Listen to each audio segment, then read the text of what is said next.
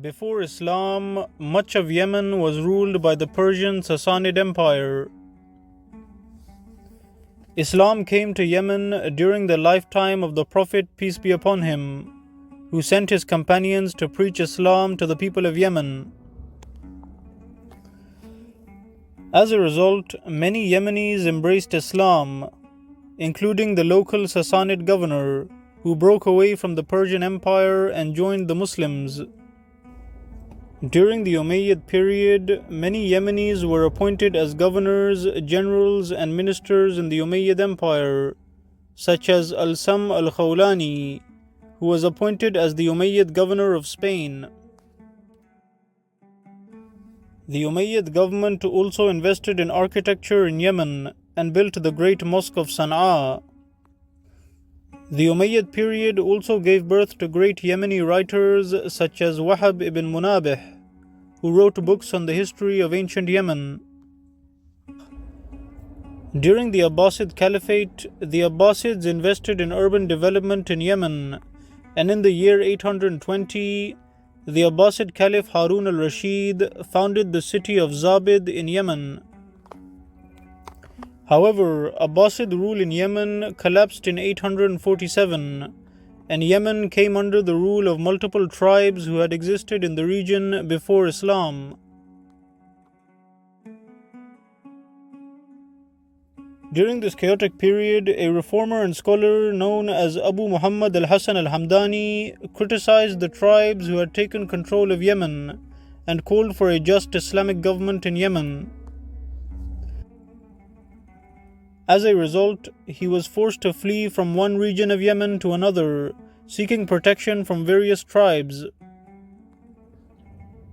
Despite his hectic life, Abu Muhammad al-Hasan al-Hamdani managed to write many books on geography, chemistry, medicine, astronomy, and philosophy, and he created an intellectual renaissance during this period of anarchy in Yemen.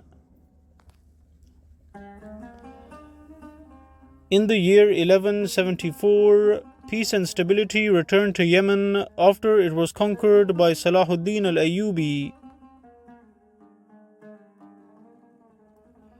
Many Yemenis rose to high-ranking positions within the Ayyubid government, such as Umar bin Rasul, who became the Ayyubid governor of Yemen.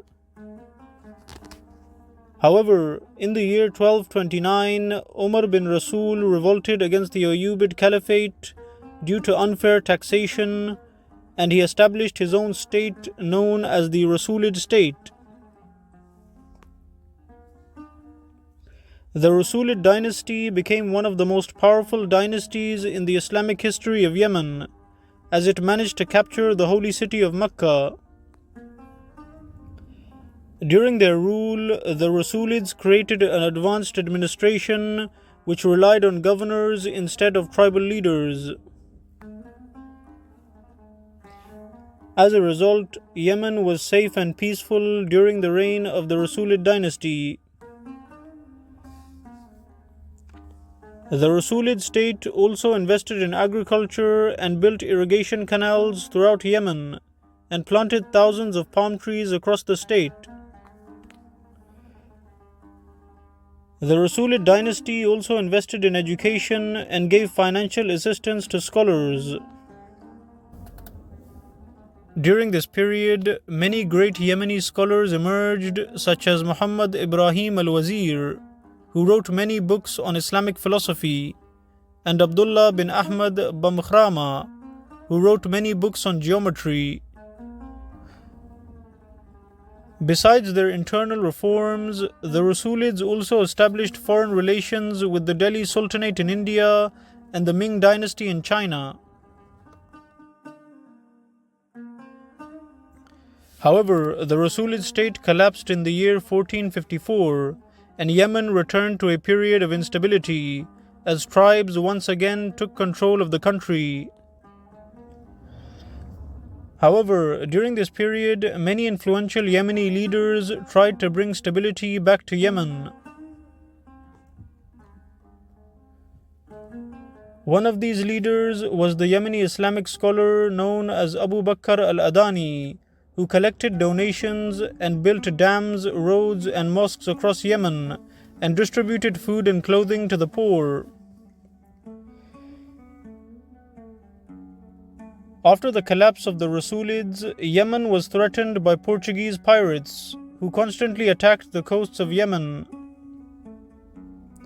However, the Portuguese were eventually defeated by the Ottomans, who conquered Yemen in 1538.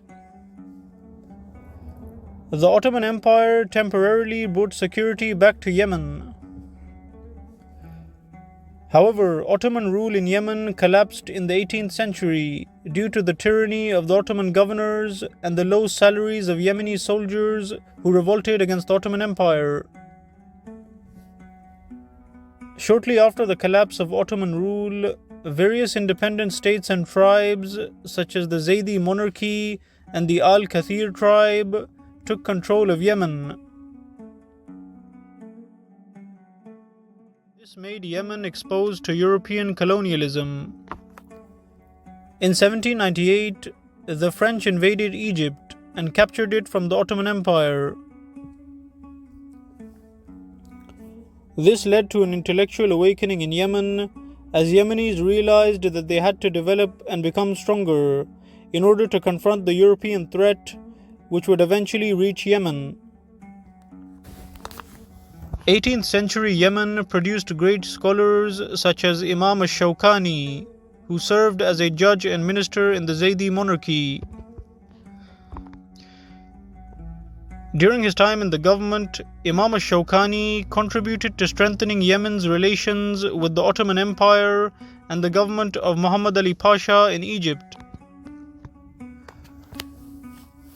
Imam al-Shawkani also reformed the education system in Yemen, which was limited to religious studies, and he added subjects such as mathematics, physics, engineering, and medicine.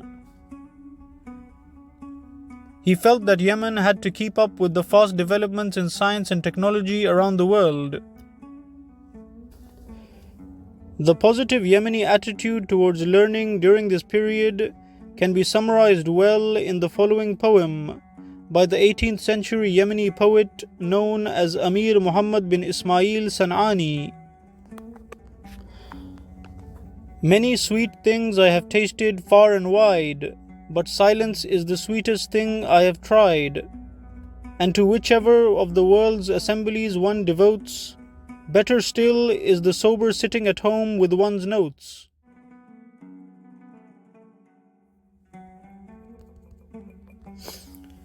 However, despite the Yemeni people's desire for learning and progress, the Yemeni kings remained backward, and by the 19th century, Yemeni states were unable to provide basic services to the people.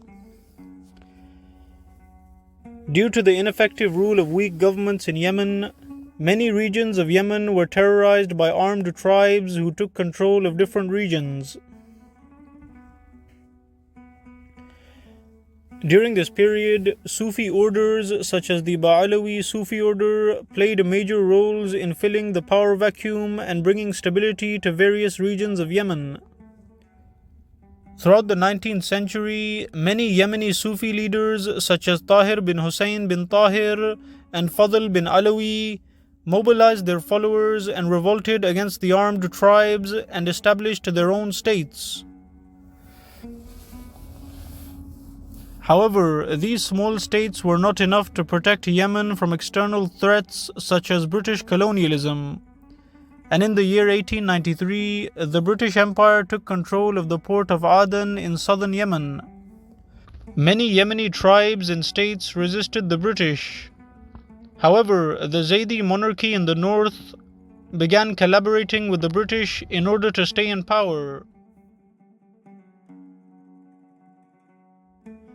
This treachery can be summarized well in the following poem written by the Yemeni poet known as Ali Nasser al-Qarda'i, who spoke out against King Yahya Hamiduddin's secret dealings with the British Empire. The Sultan and the Christians are on the shore from Sana'a to London.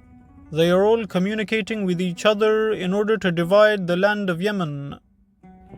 The British eventually took control of southern and eastern Yemen, which remained a British colony until 1963, when Yemen finally gained independence from British rule.